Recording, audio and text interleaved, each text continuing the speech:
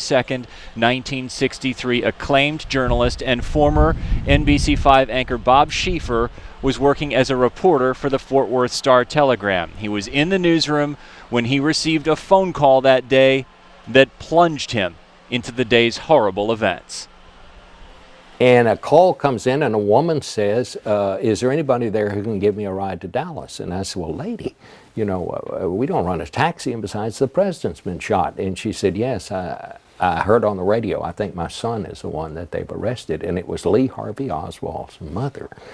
And I got her address, and another reporter and I went out to the Arlington Heights area, picked her up, and actually drove her to Dallas. What was that drive like from Fort Worth to Dallas with Marguerite Oswald? Well, she was nuts. I mean, she was the evil person in the piece, really, when you come right down to it. And so I will say, since my son had defected to Russia, he should have been under surveillance.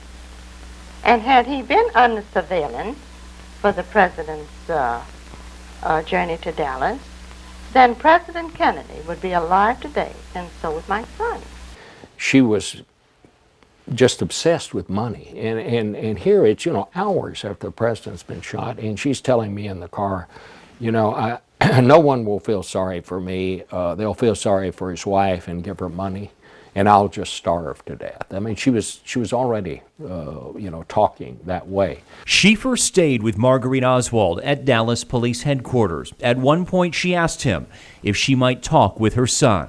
So I just went and asked the chief of homicide, and he said, well, we probably ought to do that. He ushered us into this little holding room off the jail, and I'm thinking, oh my God, I'm going to get the story of my life. They're going to bring him down here. Maybe I'll get to interview him. And finally, a guy in the corner said, who are you? And I said, well, who are you? And he said, are you a reporter? And I said, yes. He said, you get out of here. He said, if I ever see you again, I'm going to kill you. And what it was, he was an FBI agent just doing what somebody should have done. I left. I didn't obviously get the interview with Oswald, but the interview that I had with Mrs. Oswald driving to Dallas, both Newsweek and Time Magazine picked it up, and it was my first kind of national story. 50 years later, how clear is this day still in your mind? Oh, I can remember. I think about it all the time. I don't think about it every day, but there's hardly a week or two that goes by that I don't see something that reminds me of it.